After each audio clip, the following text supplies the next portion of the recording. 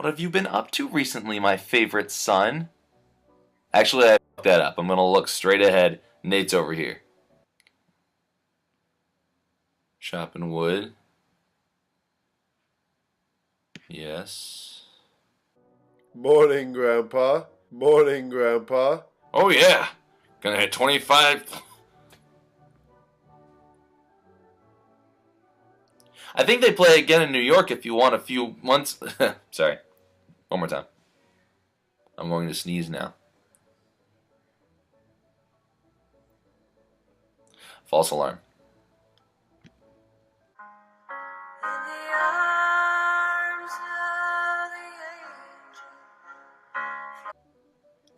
Oh, all the rest of this is Nathaniel playing cards.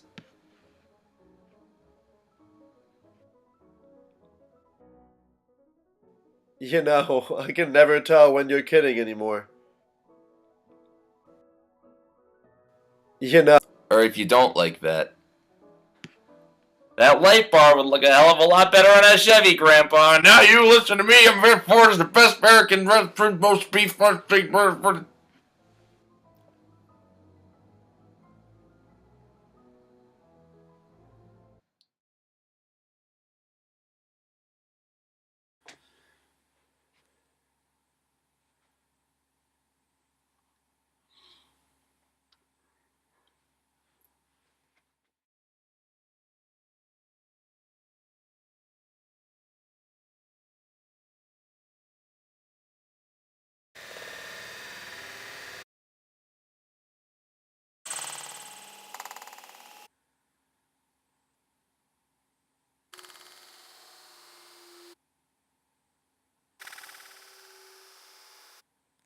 Welcome back to a special episode. So this is my Halloween episode, yeah. I hope you enjoyed those bloopers that you just saw. I hope you enjoyed Hominy Lake, that you hopefully watched about a week ago. Um, it's Halloween today, so I decided to talk to you about a couple of my favorite scary things and give them over to you so you can maybe take a look at them today and get into the Halloween spirit. So I want to look at my notes because I don't memorize my stuff. I like to go all ad-libby for you guys. Um, one of my favorite movies, it's not like a Halloween movie, but one of my favorite scary movies is As Above, So Below. They actually just put it on Netflix recently, so you can watch that. According to the online page, it was written and directed by John Eric Dowdle and his brother Drew Dowdle. It came out in 2014, distributed by Universal Pictures. Here's the description for you guys, if I can find it. Oh, this is a really long description. Well, how about this? It's rated R. It's about an hour and a half, I believe. And a group of, I think they're like in their mid-20s or maybe a bit younger. They're in Paris and they're going into the catacombs looking for artifacts. And they eventually encounter some, like, demons and some spirits and all other kinds of evils. And I remember when I saw that in the theater, whenever it was, 4 years ago or so, it was just one of the scariest things that I've ever seen. So if you have a chance today, I mean, it's on Netflix now. So if you have Netflix, go check it out. If a friend has Netflix, go to their house and go check it out. Let's see what else I got for you guys. Oh, so TV shows. There are not that many scary TV shows. It's funny I can say that, and I can't really say that now because I know recently there has been more scary TV shows coming out. Now, I mean, I haven't really watched it, but I heard that the new Sabrina show on Netflix is actually pretty scary. I hear that the new Heathers is actually supposed to be kind of scary. Tragic comedy, scary. And then Scream was a TV show for a couple of years that I watched. It's scary, but it's like cult classic type of scary. You know, if you like Scream, you'll probably like that show because that's exactly what it is. People complain, oh, it's just stabbing and blood. Well, that's what Scream is, you know? You're not going there to lose your socks in fright. You're going there to see the blood and see the jump scares and everything, and that's what you're gonna get. Um, Another long-running show that's getting more popular now is American Horror Story. I started watching that back in high school. Um, first season is still the best season. This current season, I can't really put it in there exactly, but it might be coming for the number one, number two spot. I'm not sure. But Murder House is the first season. So if you're going to start anywhere, definitely start at the beginning. It's the best. The previous season, I believe it was, American Horror Story Roanoke was not very good. So if you're like, oh, there's too many seasons, I don't want to watch them all, don't watch Roanoke. Only like the last 3 episodes were any good. Um, but all the other seasons were good. So if you're going to check out American Horror Story, go ahead and do that. It's on FX Networks. Let's see. Okay, so book-wise, I don't read much horror, or really any. I prefer visual horror over anything. Stuff like the Saw movies, that's like really gory and like psychological, and stuff like As Above, So Below, which more has to do with demons and spirits and stuff like that. Um, Books, I mean, so Stephen King, I'm reading one of his books right now, Misery. I plan to read The Cell, and there's The Shining. I think I don't know if there's a trilogy or not. I think there's 3 books that are connected like directly into the story of The Shining. I've heard very good things about that. The Shining's another great movie. Um, and then there's R.L. Stine with the Goosebumps, and H.P. Lovecraft has a lot of like spooky stories to read. But other than that, I'm sure there's a lot of great horror authors out there. Maybe if you're watching this video, put some comments or links below.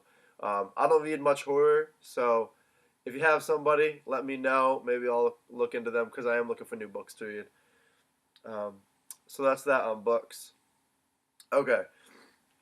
So play-wise, this is another one. It's kind of like TV shows wherein there's not that many like scary, frightening shows. Now, years ago in the city, when I was in high school, we took a trip with a theater group there, and we saw A Christmas Carol. And there's obviously some scary scenes in that when you go to see it on stage with the spirits, and like towards the end when he goes to see his grave, there are some really scary parts of that if you see it with live theater. So I mean that's one to watch. 2 others that I would definitely say. One is The Nether, which I believe was first developed at Eugene O'Neill Theater. Let me look at. Eugene O'Neill in 2011. It was written by Jennifer Haley, 2011, so a couple years ago. The description says it's a sci-fi crime drama, and what it is, it goes into the possible future of the internet and what it can do, and it talks about some heinous crimes that people commit, and is there a way to stop them from committing those crimes, like murder and murder and pedophilia. And it's not scary like, oh my god. I mean, well, a couple times it is. So but overall it's like the psychological concept of where is our future heading according to technology. So that's definitely a show that you've got to see. It's a good read as well. Get a couple people together and read it. I had the fantastic opportunity to see it my senior year at university at New Haven in Connecticut. Some of my really good friends were in that show, and it was absolutely fantastic.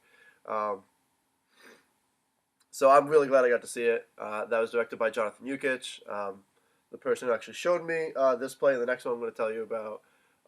So definitely check that one out if you have some time. I keep looking at the camera because I can see what's behind me, and I feel like being in this basement, I should definitely be checking behind me. Like, you guys are going to see something in the video, someone's going to come down the stairs, and I'm just going to be like, oh yeah, how about this thing that you guys should look at, and I'm just going to get my head chopped off, so. I promise I didn't plan this, so if something bad happens, let somebody know. But the other play, and I want to get all the information up before I start talking about it because I don't want to mess this up. This is the last thing I want to talk about. Um, let's see if I can figure out the year that it was released. I'll be happy. Okay. 2003. Okay. So I love this play, and it's a great read in general, but it's awesome in the month of October. Definitely good. It's a quick read for Halloween too. I think it might be like a half an hour read through, maybe. I mean, no, it's probably like an hour. I haven't read it in a couple years, but you can definitely like sit down at lunch or dinner or something like this and just read it. So, um, okay. I just want to don't mess up any information. Okay, so Martin McDonagh, who is an Irish playwright, wrote a play called The Pillow Man. The Pillow Man came out in, no, I forgot the year already. See, this is what happens. In 2003. I need to take more notes. In 2003. It's not like at its core scary show or a horror play or anything like that. It's actually more of it's a crime drama. Uh, it takes place mainly in an interrogation room. And the main character, I don't know, they're kind of all main characters, but the main brother that we see is in interrogation for crimes that are being committed, and they believe he did it, and his mentally ill brother is in another room. And I'm not going to give away the story, but it's really, really good, and we learn more about the two brothers' backstory and their family upbringing, and the horrors that they were put through as children. And it's one of those really like goosebumps, skin tingling kind of stories. So I highly recommend checking out The Pillow Man. You can just search it up, The Pillow Man, as a play, and it'll come up, or type in Martin McDonagh. It's a dark comedy, crime drama type play. So definitely check that out. So that's it. So just to recap, As Above, So Below as a movie, American Horror Story as a TV show, Stephen King, R.L. Stine, H.P. Lovecraft. Please drop down other authors because I'm not a big horror reader. And the plays are The Nether and The Pillow Man. So thank you for coming to watch this Halloween special down in my creepy basement. Hopefully nothing bad happens in the last 30 seconds. And thank you. I hope you enjoyed the bloopers you got to watch, and I hope you enjoyed last week's Harmony Lake. So thank you, and have a happy Halloween.